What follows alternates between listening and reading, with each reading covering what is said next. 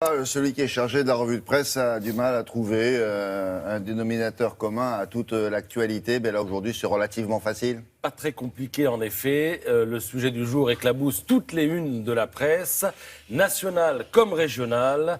Scandale, séisme, grand déballage, onde de choc, colère aussi, avec ce titre de l'Écho de la Haute-Vienne, notre argent les engraisse. Alors, on ne va pas se mentir, ce matin, c'est la curée. Tout le monde embraye dans le sillage du Monde et de ses révélations qui se soldent par cette une. Elle a quelque chose d'exceptionnel, au moins sur le plan graphique, une forme de dépouillement, c'est assez inhabituel, des lettres rouges dans le titre et un édito intitulé Le tournis, le vertige et la nausée. Alors il y a mille et une manières de parler des Panama Papers. On peut par exemple s'attarder sur les unes de la presse nationale et les interpréter en fonction du camp politique qui est censé défendre chaque titre. Prenez la presse supposée de gauche, la patte quartier, la une. Toute la une, on sent bien, contient un morceau de choix. Maintenant, prenez la presse supposée de droite. Alors l'opinion fait un effort, mais du côté des Échos et du Figaro, c'est service minimum, en tout cas à la une. Regardez ça, pas d'illustration tapageuse sur le sujet, mais un petit articulé qui renvoie en page intérieure. Alors je ne sais pas, peut-être qu'ils se disent qu'il est urgent d'être prudent, qu'on ne sait jamais, qu'il n'est pas exclu qu'on ait des amis ou des proches pris dans les filets de cette affaire et qu'il faut voir comment tout cela va évoluer. Bon, allez, j'arrête, je suis un peu mauvaise langue. En vérité, le plus agaçant à la lecture de la presse ce matin, c'est ce sentiment qui vous étreint et qui vous fait vous rendre compte qu'on prend le contribuable pour un bourricot. Par exemple, vous lirez dans les Échos que le Panama est l'un des rares centres financiers offshore à faire de la résistance avec Bahreïn,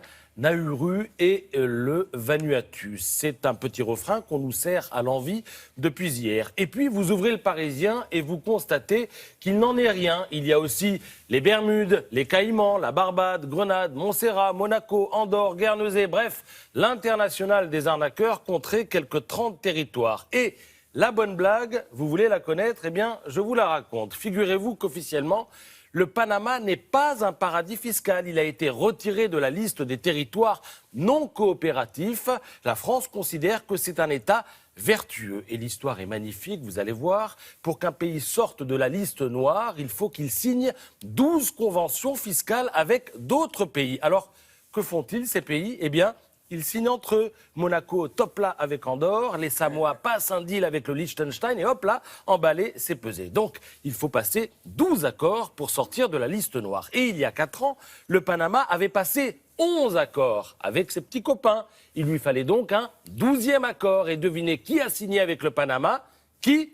La France, oui, la France. Le gouvernement de François Fillon a demandé au Parlement de ratifier rapidement la Convention dans une ambiance marquée par la pression des entreprises, raconte dans Libération ce matin une sénatrice socialiste qui pourrait aussi s'interroger sur l'attitude de son propre camp politique. Lisez à ce propos Libération qui rappelle qu'en 92, le candidat François Hollande promettait de priver les banques de paradis fiscal.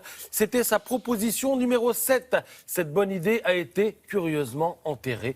Aujourd'hui, une banque comme la BNP, par exemple, possède pas moins de 20 filiales aux îles Caïmans. 20 filiales, pas une, 20. Alors l'enjeu ce matin, c'est pas seulement l'indignation, ça on pourrait s'en passer, il est surtout financier cet enjeu. Vous lirez dans l'Humanité que l'évasion fiscale, c'est 60 à 80 milliards d'euros de manque à gagner pour la France. En Italie, c'est 120 milliards, en Allemagne, 240 milliards, dans toute l'Union européenne, c'est 1000 milliards. À la lecture de ces chiffres, on se demande pourquoi on n'a pas encore bombardé Panama.